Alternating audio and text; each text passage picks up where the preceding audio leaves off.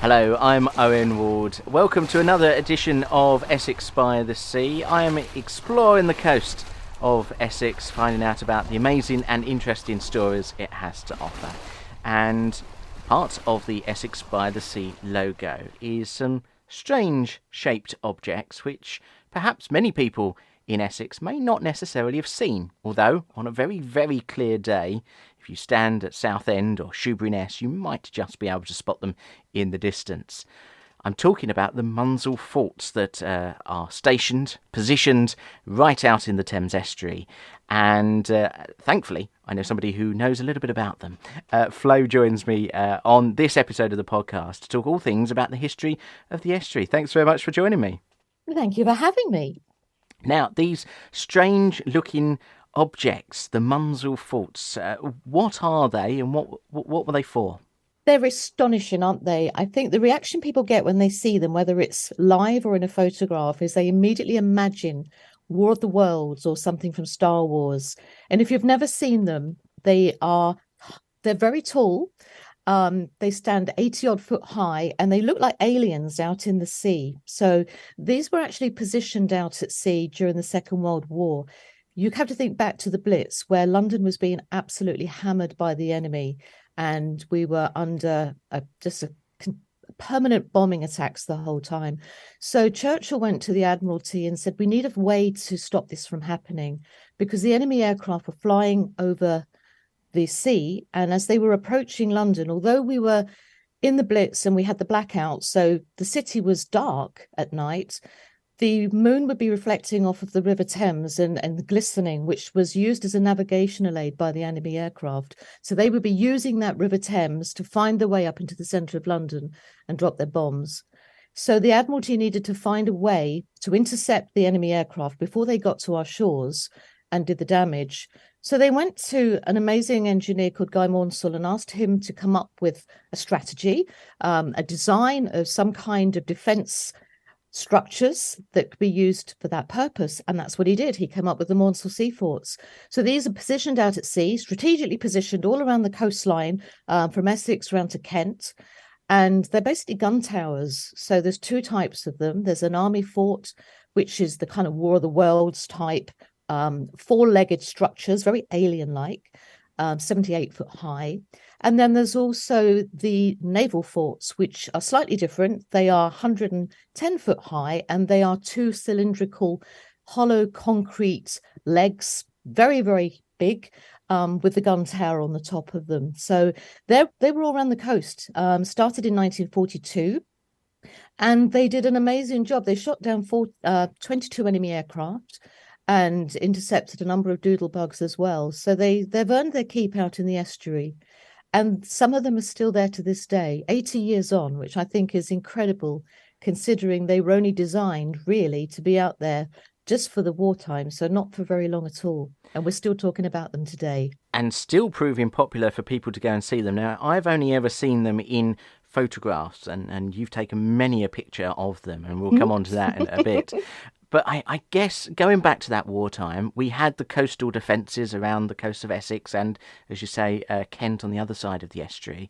But I suppose it was a wide open door for the enemy to come, as you say, up the Thames and straight to London. It makes sense now, thinking about it, that we needed something there to protect that gaping hole in our defences. Absolutely. And, Guy Maunsell was an incredibly forward-thinking engineer, because they were working under immense pressure to deliver something, a solution, in record time. And they did. What they came up with was, firstly, the naval forts, which, in fact, when Guy Maunsell went back to propose the forts to the Admiralty, they actually rejected them and said there's no way in the world that is actually going to work.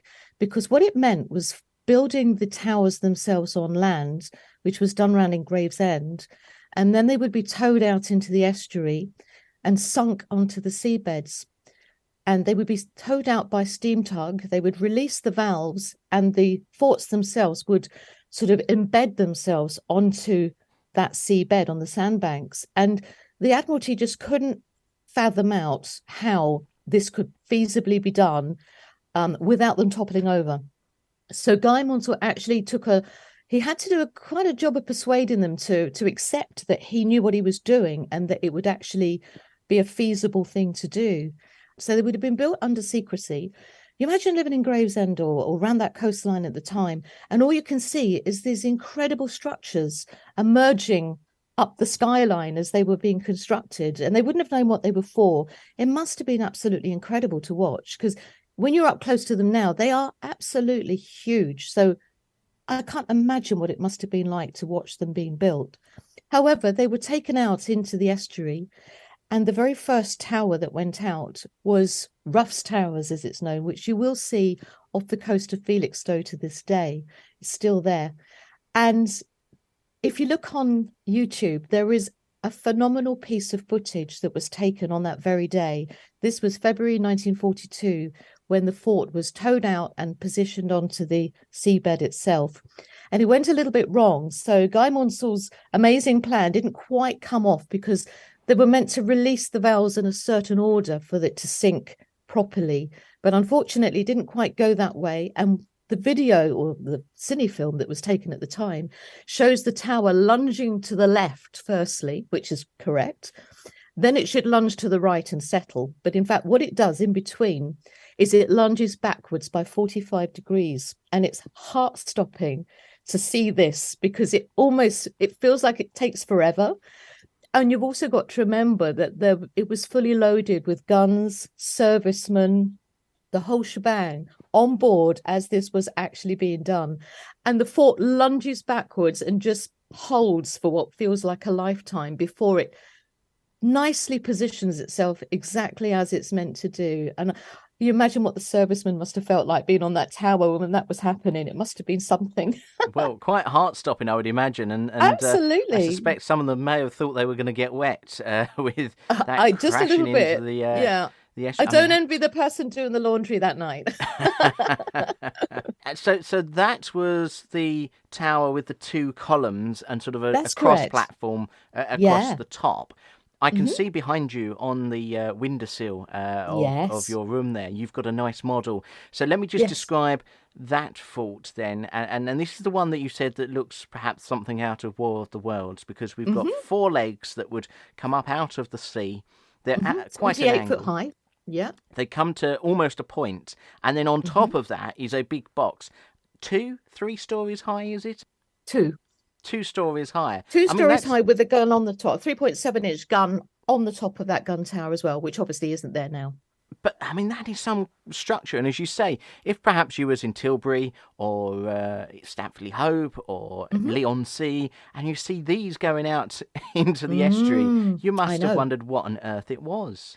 It must. I'd love to go in a time machine and go back and see it happen, because these towers, the ones you've just described, are the army towers. So there are 7 towers that make up a fort, one entire fort. And they would have been towed out one by one, again, by the very same steam tugs. And if you go out to the estuary today, there were 4 sets of these towers originally. 3 of the army towers, forgive me. And 2 of those sets are still there to this day. But when you see how they've been towed out, and again, very similarly positioned onto the seabed, they line up absolutely meticulously. So the engineering that went into the design of them, firstly, and then strategically how they've been positioned, and they are the design isn't haphazard. They are the format that they're laid out with the various gun towers, Beaufort Tower, Searchlight Tower, and the control tower are in a traditional fort, like a land type fort formation, if you like. It's a tried and tested way, but they line up absolutely perfectly. If you can look down the line of them, and it looks like one set of forts, because you can't see, there's no deviation in their positioning. It's remarkable, absolutely remarkable. I'm in awe of the engineering. And bearing in mind, Guy Maunsell was also, as I said, a very forward-thinking engineer. Back in the 1900s, early 1900s, he was actually writing a paper which was talking about the proposal for a tunnel that would run under the English Channel. So many, many decades before it came to fruition, he was already on it. He had that idea and the concept already underway, which I think is remarkable. And he designed the Hammersmith flyover. So if you're ever driving into London to this day, you can see some of his work still standing there as well. And I guess those sort of pioneering engineers, as you were describing as well, about how the powers that be needed a bit of convincing that this would work. And I suspect when they saw this first naval tower, the rough tower, sort of careering over to one side, I suspect that didn't help to convince those in power with the purse strings and the command to say yes or no to this project. It strikes me similarly to Barnes-Wallis and the bouncing bomb and all the tests and trials and demonstrations that took as well to convince the powers that be this would work if it was given the go-ahead. It's an interesting situation. I actually went to Barnes-Wallis's grave very recently. In fact, it's not far from me. The whole idea, you've got to think, is the Admiralty are sitting there having to deal with this enormous dilemma, this problem, this war that they're under pressure to come up with solutions for. And they go to these various engineers, these incredibly clever, innovative men, and they are genuinely thinking outside the box. And, they're coming up with these wild and wonderful ideas. And, you're right, they did need some convincing at first, but these guys knew what they were doing. They're supremely intelligent men who have the most astonishing ideas and the capability of bringing them to fruition. And these towers were built so quickly as well, and that's a remarkable thing. And they're over engineered. When Guy Maunsell designed the army towers, they're on 4 legs. He designed them in a way that if they were to lose a leg in any way, they would actually still stand. And the whole structure of them is remarkable. Everything about them is over engineered and better than it actually needs to be, which is probably why they've stood the test of time. So although they're looking, the metalwork is looking very distressed today, the steel is incredibly rusty, the concrete legs are still okay. And that's amazing. I talked to concrete engineers, we discussed the feasibility of restoration and, how long they're going to live, how much longer have they got. And they have a reasonable time scale ahead of them, considering, again, as I said, they were only built for a very short lifespan. They've done very, very well indeed. And that's partly then how they've stood the test of time and remain, some of them, standing to this day.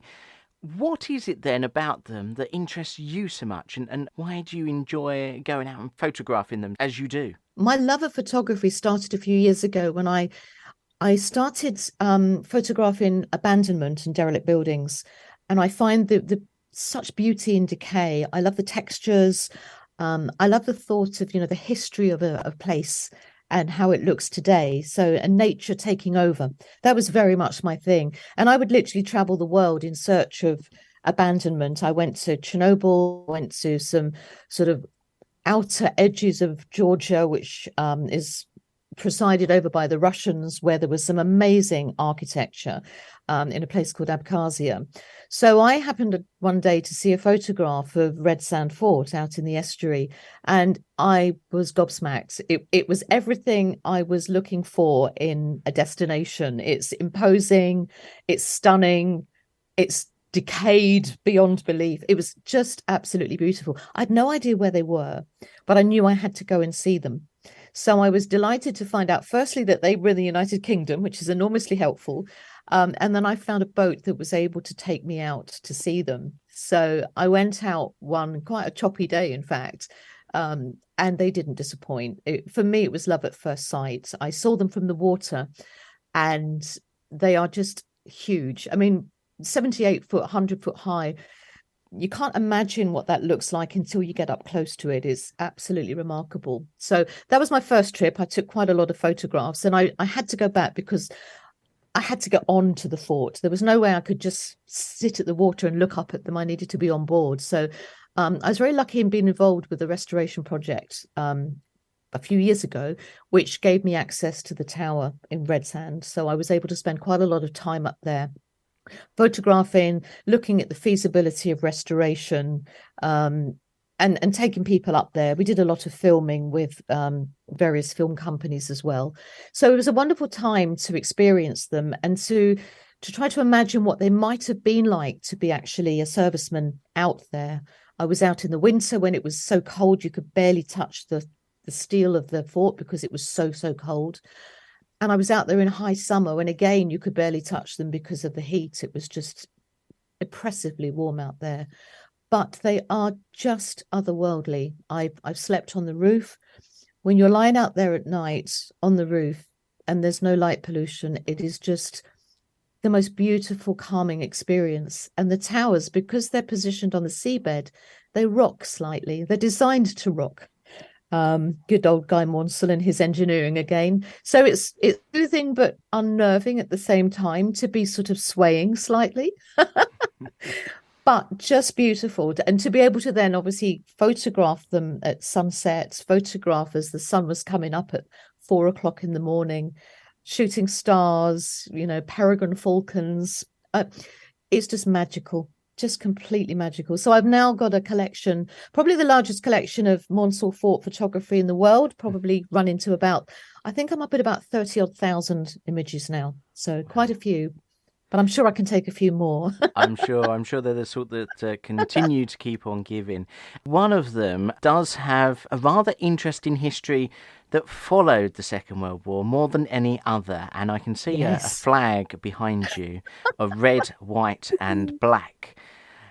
Yes. What's that? Well, we talked about Ruff's Towers in 1942 being positioned.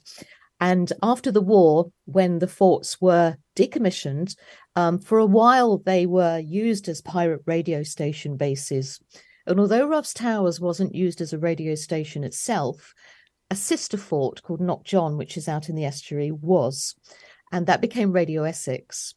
And one of the guys that was involved with Radio Essex was a gentleman called Roy Paddy Bates. And Roy was looking for another fort or another location in which to go off and broadcast. And he found himself stationed out on Ruff's Towers, which he, in 1967, claimed as his own fort. And he took it over and declared it an independent Principality of Sealand. So it is now christened Sealand. It still stands to this day, and it has been permanently inhabited since 1967. The Sealand royal family, whilst mostly based on land now, do spend a lot of time on the tower. It's permanently inhabited, if not by them, then by security and caretakers. They have their own national anthem, their own flag, as we've just said, their own currency. And they used to issue passports a while back. They don't do that anymore because of security issues, unfortunately. So that in itself is, this micronation is rich in history, adventure. It's a political enigma and a story of amazing eccentricity. And I absolutely adore it. I've been there a few times. I've been very fortunate to be invited to the Principality.